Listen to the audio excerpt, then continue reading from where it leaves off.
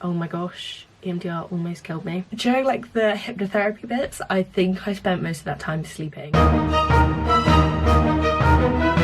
I've got a bit of a different video for you today. I thought that I would rank and just talk about my experience with all the different types of therapy that I've had. So for context, I have been in and out of therapy for the last 4 years. I finally completed it in May of 2024. When I was 14, I got ill and diagnosed with an eating disorder. Since then, I have also had struggles with my general mental health. I also just want to put a disclaimer, this is not me trying to demonize any particular type of therapy. To be honest, it totally depends on so many other factors, like who the therapist is and your mindset at the time and how engaged you are and like what you're going through. I'm aware that I am so lucky to have had access to so many different forms of therapy over the past few years. Although there are flaws in the mental health system, they have provided me with so many hours of help, and even if I didn't always find it useful, I will forever be grateful for that. Let's get into it. So, to start with, we'll do the therapy stats. I was in and out of therapy for 4 years. I tried 10 different courses of therapy and 5 or 6 styles of therapy. I started with FBT, which is family-based therapy, when I was 15 and had not long been diagnosed with an eating disorder. Family-based therapy basically means that you do the therapy sessions with your family members or whoever is supporting you with your mental health issue.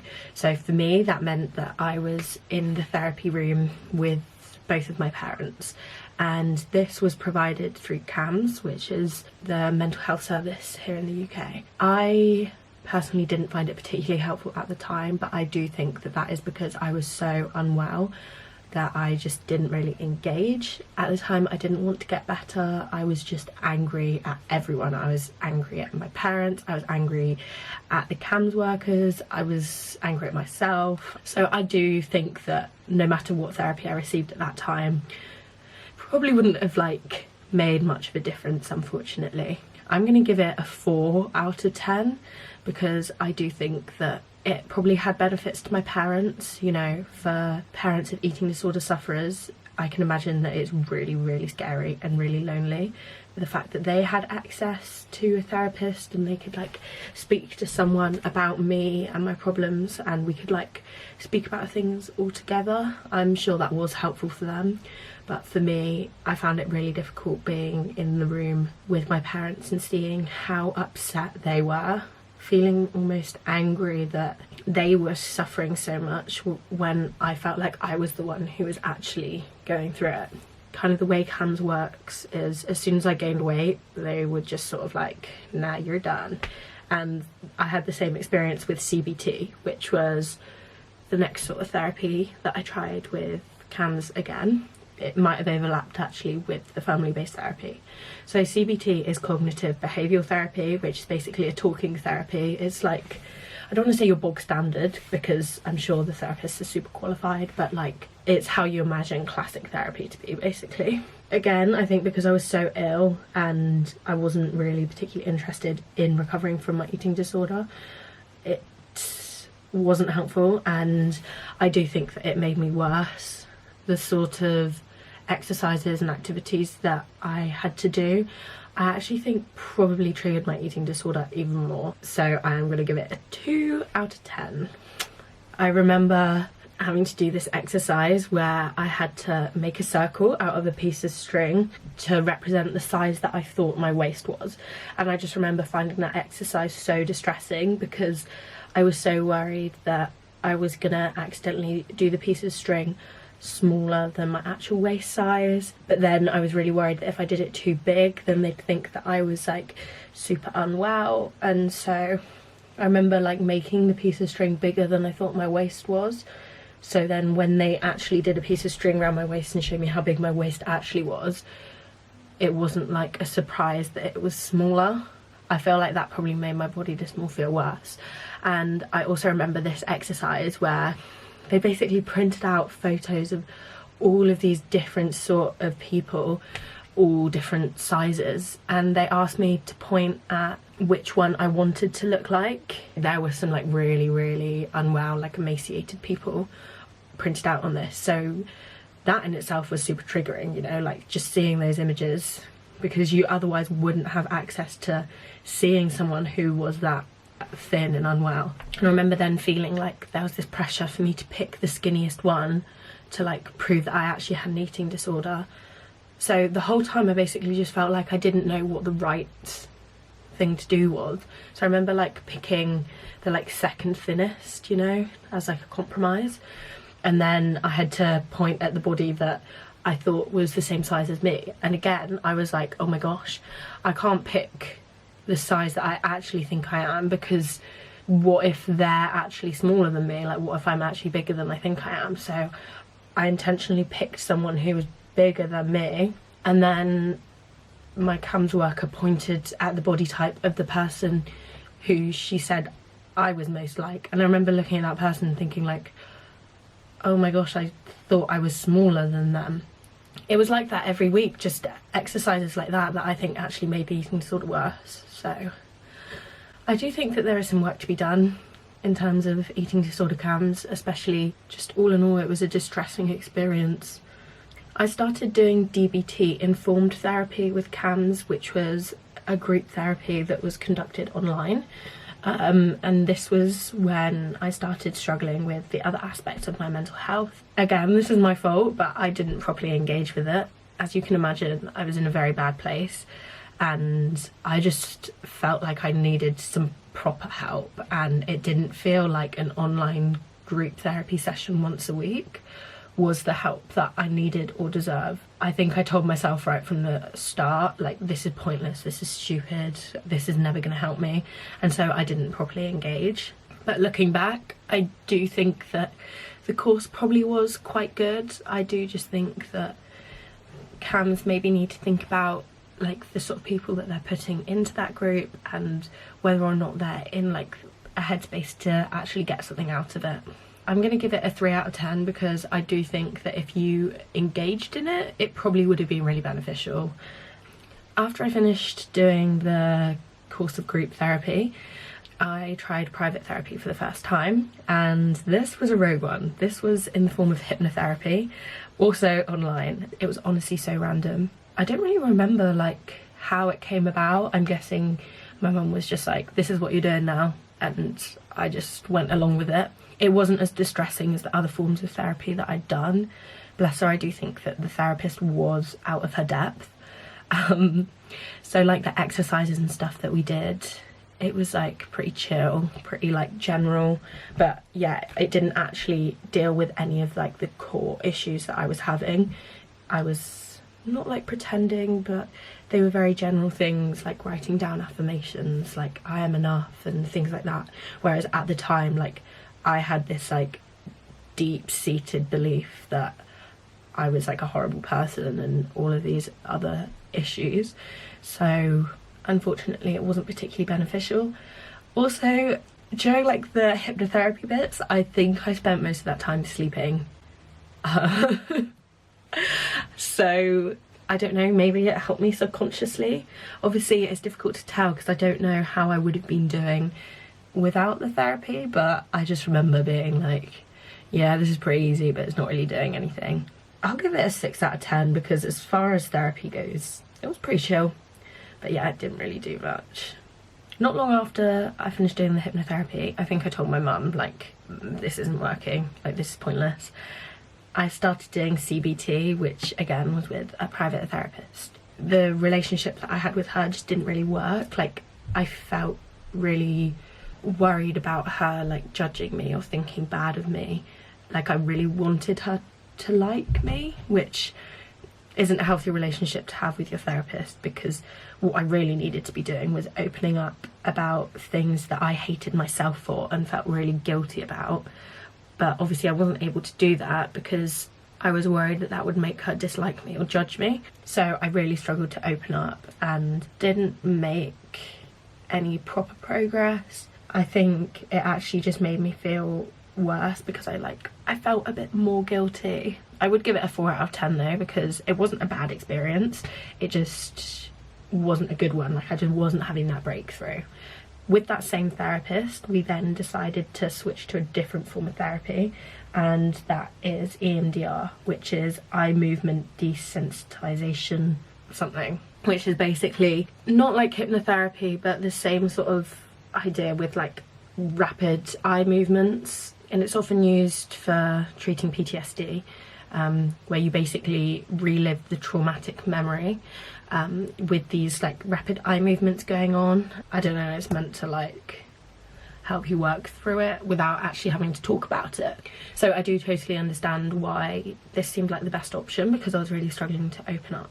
Unfortunately, having to relive these traumatic events didn't help. I basically got stuck in this loop and was just like going round and round. It was like I was reliving my trauma. The whole thing just really made me get very, very ill. I can't speak for everyone. I know that many people have found EMDR to be super, super helpful, but in my situation, it really wasn't. I'm not sure if it's because I was suffering with like CPTSD rather than like just, I'm saying just, but PTSD, where it's like one singular traumatic event. I think that in that case, EMDR could be really, really helpful, because you can do multiple sessions on that one trauma. But I think because I had so many like smaller traumas, it was just too much to work through in that way. And so the therapist wasn't able to continue with me because like my risk got so high. That is the thing with private therapists as well. Obviously you have to evaluate how high risk you are.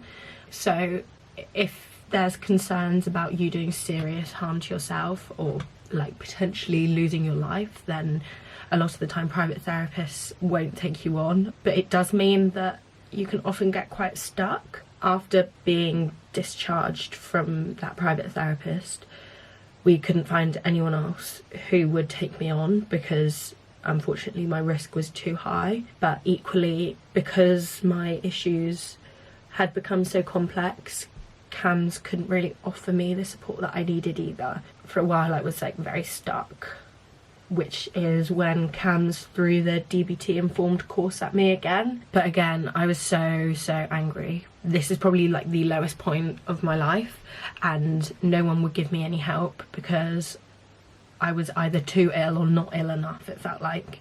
So I was like, what the hell am I meant to do? The only thing you're offering me is like an hour a week on an online group session. Like, why is no one helping me, basically? So again, I didn't really engage, which is a shame, because I do think that some of the strategies and stuff probably would have been helpful, but what I really wanted was actual skills for coping with distress. So rather than like, oh my gosh, there's a squirrel on the roof. Now looking back on it, I get why I was so desperate to have DBT, and that is because I thought that that was the only thing that was going to help me. At the time, I thought that I had BPD, and I thought that I would have that for the rest of my life, because I was told that it's not untreatable, but you know, it's a lifelong issue, like it's your personality, you're never going to get over it. So I thought that what I needed was DBT to learn just how to manage it. I didn't think that I could like properly recover. So around this time we did some more family-based therapy, which again involved my mum and dad. I know that they found it really hard. It put too much focus how family-based factors had like brought on this like illness in me, which I don't think was helpful. It made us sort of all look inwards and look at how we'd all caused this problem in me, whereas I don't think that it's anything that my parents or my family did or have experienced that caused me to have the issues that I had. I think in my situation it was like trying to come up with problems that weren't actually there. My psychiatrist with CAMHS at the time was honestly such an amazing woman. She was the first person who I felt like really took me seriously and gave me a bit of hope. She put in a referral for me to a private therapist who was like DBT and trauma informed. This therapist agreed to see me. By this time, I would say that I probably had my risk under control a bit more. I don't think I was actively suicidal and things like that. So I was able to receive private therapy again, thanks to my parents, who again were willing to throw even more money at their problematic daughter. With that private therapist, we started another course of EMDR, which again was like hell on earth. It was literally horrible. I thought that the second time round, because I was in a better frame of mind, I was feeling stronger, I was like, yeah, this is like my one opportunity to properly beat this illness. I went in with a much better mindset. I was open to the possibility of healing. We got stuck in a loop again. I would just be going round and round and round in circles. But luckily, she decided to stop it after a few sessions, which I found upsetting. So I was like, I've failed at EMDR again. Like, this is meant to be the therapy that helps people like me, and I haven't managed it. I would give EMDR Take 2 a 0 out of 10. Actually, no, that's unfair. I'll give it a 1 out of 10, because if it wasn't for me agreeing to do the EMDR and the EMDR not working, then I wouldn't have started doing my final form of therapy with the same private therapist, who basically did like a trauma-informed talking therapy. We did a lot of work together, a lot of talking, a lot of work on like healing my inner child and learning about my inner family systems. I learned a lot about how to regulate my emotions, and finally, for the first time in 4 years, I opened up about the actual traumas that were probably eating me up inside, you know, the things that I didn't feel like I could ever say out loud to a therapist because I thought it would make them hate me and believe that I was the problem. She was very professional and I felt like she was very honest, but I didn't feel like I needed to say things just to please her. I felt safe to open up about things that I hadn't opened up to about anyone else. To find that in a therapist is so lucky.